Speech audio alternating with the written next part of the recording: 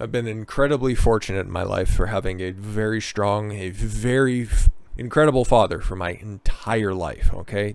I don't know who I'd be without him, and I owe him a immense amount of thanks for the person that you see in front of you, okay? I know that I'm in a very, very select group of people who can say that, honestly. I wish that wasn't the case. That's why I'm very passionate about the importance of strong male figures out there, okay? So I want to share this article with you guys.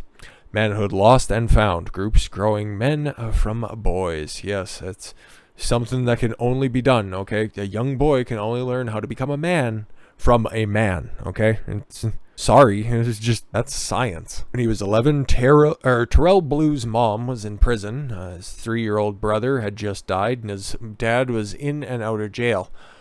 Wow. Okay, knowing he needed a role model, Blue's aunt enrolled him in Big Brothers and Big Sisters of America, one of the oldest and largest mentoring programs in the nation. That was in 2010, and it took months for Blue and his big brother, 21-year-old Terrence Daniels, to form a bond. But as Daniels consistently showed up each week, we got closer and closer, Blue said. Over the next decade, Daniels, a former little brother himself, says he worked hard to instill the right values and give Terrell options. When Blue joined the military, Daniels, who'd joined in 2009, offered support and advice. That is awesome. Just fantastic.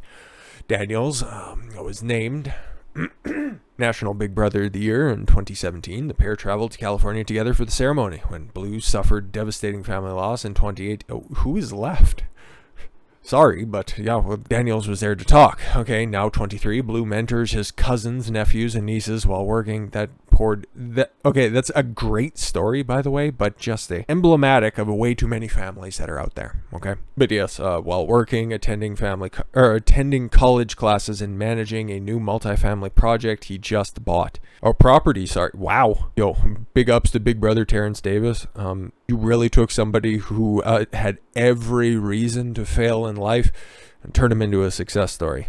You had no obligation to do such, and it's just a fantastic story. Terrence will forever be a part of my life, says 23-year-old Blue today. Even though he's my mentor, I'll always address him as my brother. For 15 years now, experts nationwide have been sounding alarm bells on a growing crisis, a lack of mentorship and purpose among boys and men. Yeah. That's mostly because everything is, we can kind of say now, for worse, everything has been centered around everything that young boys does is toxic, is wrong, and is something that should be suppressed. It's something that is wrong with society. That is their opinion, something that I wholeheartedly disagree with, okay? People today, institutions today, teachers, misinformed parents are always trying to repress the latent tendencies of young children in order to be more, well, for lack of a better term, feminine. A lot more emotionally aware, which is, of course, nothing wrong with that, okay? More accepting, more expressive, more subdued, okay?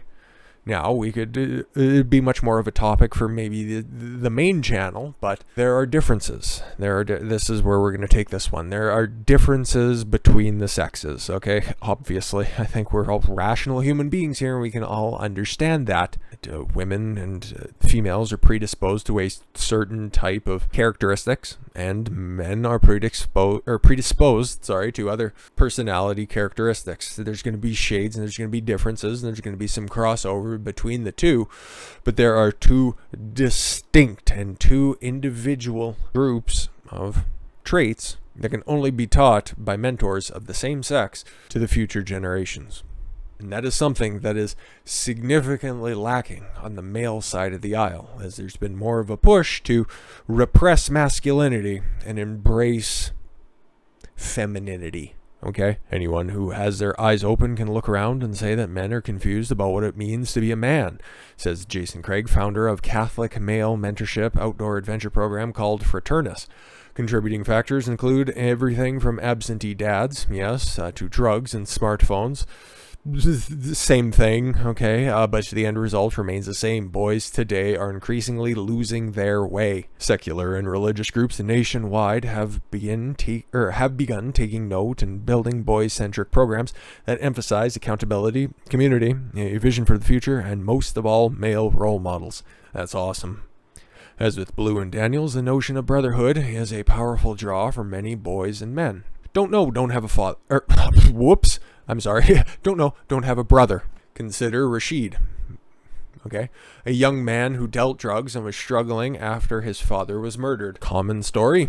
Rashid was nearing dropping out of high school when he met Brandon, a counselor at the male mentorship program called Becoming a Man, which launched in 2001 at Chicago's Roberto Clemente High School. Very, very common scenario. Brandon did what all BAM counselors do, says BAM National Director A.J. Watson in an April 2018 speech. Got to know Rashid, talked to him in the hallways and lunchrooms, heard him tell stories about his pending court cases for drug dealing. Brandon was persistent and kept checking in with Rashid until he accepted the invitation for his first BAM circle. Well, sounds sexual. Seeing a group of guys his own age sharing stories, Rashid felt drawn to the same space, says Watson. Ultimately, Rashid joined the group and decided to stop dealing drugs and graduate high school, said Watson. Supported by the BAM Brotherhood, he accomplished both. That is tremendous. And I understand that they are cherry-picking stories here, but something that Jordan Peterson talks about a lot. It's incredible how little motivation, support, just encouragement people need in order to succeed.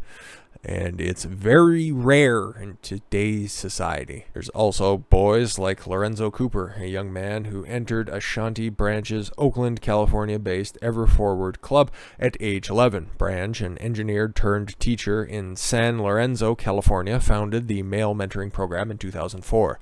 My parents were so in their own world that I had to go 3 weeks in one outfit, and I used to wash in a sink every single day, said Cooper. Wow. Yeah, sometimes you can physically have your parents around, but mentally they just aren't there, and then that's just as devastating, especially in the gestative years of low double digits. Thanks to Everforward, Cooper got the clothes he needed and more. Branch accepted me for who I was, says Cooper. No matter the dirt, the grimy. Sounds like there should be more to that statement.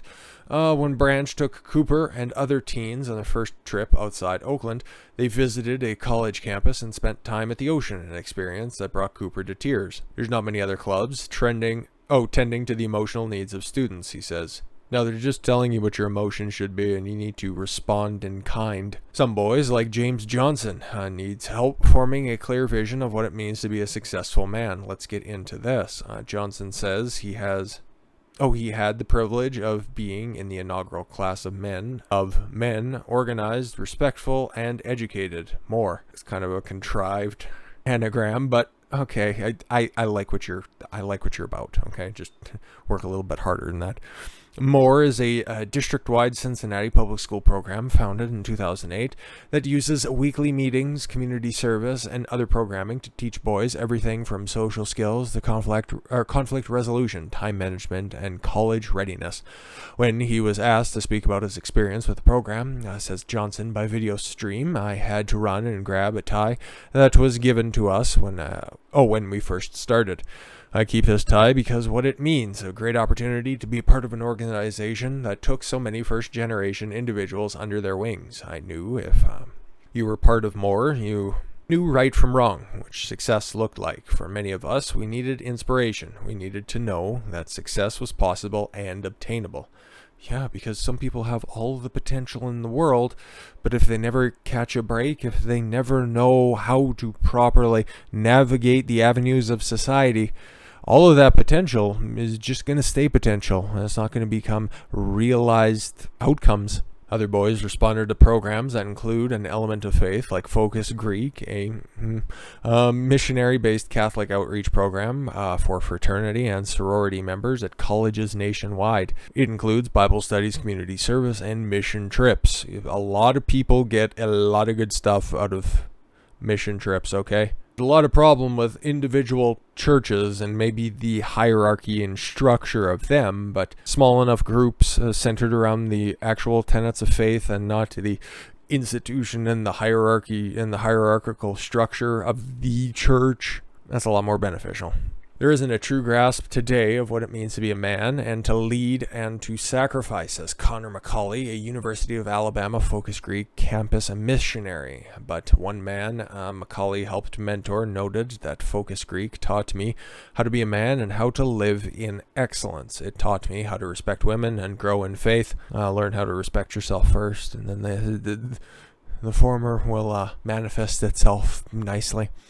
To give every moment and situation you're in 100%, from the way that you talk to strangers or to make your bed in the morning to school. It taught me how important community is. I love reading this message. It's just foundational.